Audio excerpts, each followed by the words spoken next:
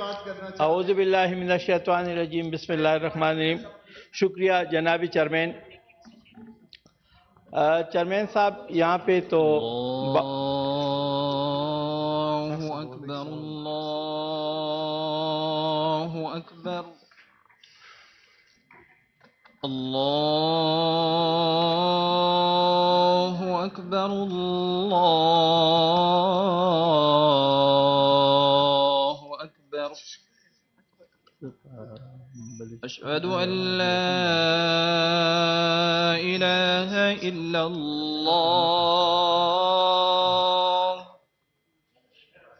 اشہد ان لا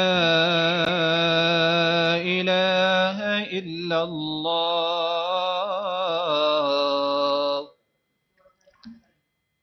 اشہد ان محمد رسول اللہ اشہد ان محمد رسول اللہ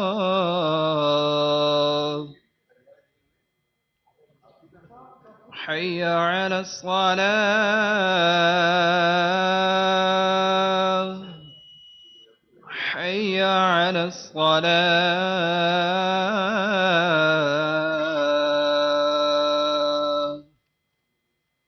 حی علی الفلاح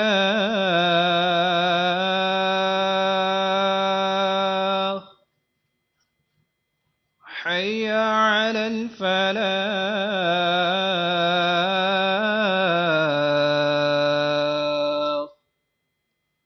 اللہ اکبر اللہ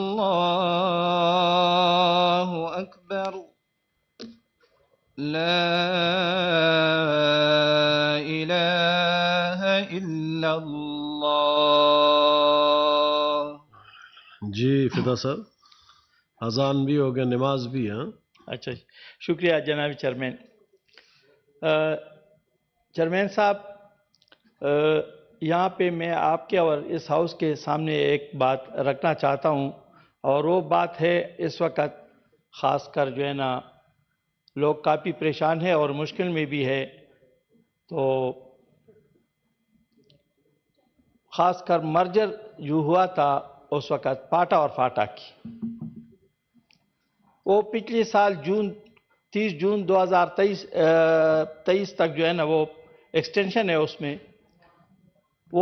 میں ختم ہوا، اور اس کے بعد اس میں 1 سال کا ایکسٹینشن دیا گیا۔ لیکن اس وقت صوبائی اسمبلی نے ایک بل پاس کیا تھا اور انہوں نے متفقہ طور پر جون 2028 تک ایکسٹینشن کیا تھا۔ ابھی وہاں پہ ایک عجیب قسم کے حالات شروع ہے۔ پچھلے ہفتے میں وہاں پہ چیک پوسٹیں بنا دی گئیں، FBR والے، ابھی ہمارے کولیگز نے یہ بات آپ کے سامنے بھی اور ہاؤس کے سامنے بھی رکھا ہے کہ خاص کر FBR کا وہاں پہ ایک اور بھی دکانداری شروع ہو گئی، کھولا گیا، اور وہاں پہ بغیر پوچھے لوگوں کے اعتماد میں نہ لے کے وہاں پہ انہوں نے اپنے چیک پوسٹیں بنا دی گئی، اور پکڑ دکڑ اور نوٹسز اور اس قسم کی۔ ابھی آپ دیکھیں وہاں پہ حالات کیا ہے۔ یہ سب کچھ آپ کے سامنے تھا کہ خاص کر ملاکن ڈویژن کے حوالے سے جو میں بات کر رہا ہوں، 2005 میں آپ کو یاد ہی تھا کہ وہاں پہ جو زلزلہ ہوا تھا اور اس میں کتنا تباہی ہوئی اور کتنے لوگ اس میں شہید ہوئے، اور اس کے بعد 2008 اور 2009 میں وہاں پہ دہشت گردی کے لہروں میں جو لوگوں نے ہجرت کر کے، سب سے بڑی ہجرت ہوئی تھی اس وقت، اور اس میں کم و بیش 80,000 لوگ شہید ہوئے تھے۔ اس میں فورسز کے لوگ بھی تھے، لیویز کی بھی تھے، پولیس کی بھی تھے، اور پبلک بھی تھے۔ لیکن آج تک اس ہاؤس کے نظر ان لوگوں کے تھے، لیکن آج تک اس 80,000 لوگ جو شہید ہوئے ہیں ان کے بچے ہیں، ان کے گھر بار ہے، ان کی بیویاں ہیں، کسی نے آج تک اس کے لیے نہ سوچا ہے اور نہ کوئی کوئی ایسی پروگرام نہ ہاؤس میں پیش کیا کہ ان کے لیے کیا کرنا ہے، ان کی ایجوکیشن، ان کے ہیلتھ کے لیے. وہ بھی 2008 اور 9 سے چلا گیا. پھر 2010 میں بدقسمتی سے، اچھا میں آپ کی توجہ چاہتا ہوں سر. پھر 2010 میں بدقسمتی سے ایک سیلاب آ گیا، اور اس سیلاب نے بھی وہاں پہ جو ہے نا جتنا نقصانات کیا، جتنے لوگوں کو بے گھر ہوئے، کتنے لوگ اس میں شہید ہوئے. اس کے ساتھ ساتھ آج تک وہاں پہ کوئی اسٹیبلٹی نہیں ہے. لوگ معاش کی وجہ سے، غربت کی وجہ سے نیچے زندگی گزار رہی ہیں. اور ابھی اس حالات میں وہاں پہ FBR والوں نے اپنا جو تھوڑا بہت لوگوں کے پاس روزگار ہے وہ بھی ابھی چھیننا چاہتے ہیں.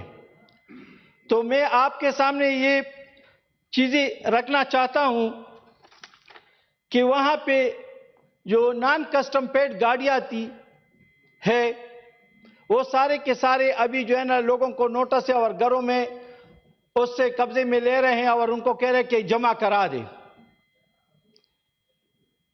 تو یہی بات ہے چیئرمین صاحب کہ اس کے لیے اگر یہ کوئی متعلقہ، کیونکہ بہت زیادہ لوگ اس سے بے روزگار ہو رہے، اور اسی وجہ سے اس کے ساتھ ابھی جو بجلی کے حوالے سے جو بات ہو رہی ہے یا گیس کے حوالے سے، وہاں پہ اس پہ بھی ایک بات یہی ہے کہ وہاں پہ ایکسٹینشن ہے ابھی تک، لیکن ان کے بلوں میں آج بھی سیل ٹیکس اور یہ ساری چیزیں آ رہی ہے. تو لہٰذا میں یہی ریکویسٹ کرتا ہوں کہ اس کو کمیٹی، جو بلوچستان کا مسئلہ ہے یہ بھی سیم اسی کے ساتھ ہے، اگر کمیٹی بھجوا دیں اور اس میں تھوڑا سا ایک سسٹم اور FBR والوں کو بلائے، کیونکہ یہ حالات جو ہے نا اس وقت وہاں پہ اس قسم کی طریقے واردات جو وہ کر رہے ہیں وہ قابل بہتر نہیں ہے نہ ملک کے لیے، کیونکہ لوگ بہت زیادہ پریشان ہیں اور لوگ ابھی نکل رہے ہیں، متفق ہے. چاہے جو بھی سیاست سے بالاتر ہو کے ایک ہی حواس پہ، تو اس سے بہتر یہی ہے کہ ان کے ساتھ ملے اور بیٹھے اور کوئی اچھا سا سلوشن اس کے لیے نکالے. ٹھیک ہے جی، تھینک یو سر. نماز نہیں پڑھنا، 15 منٹ کا بریک.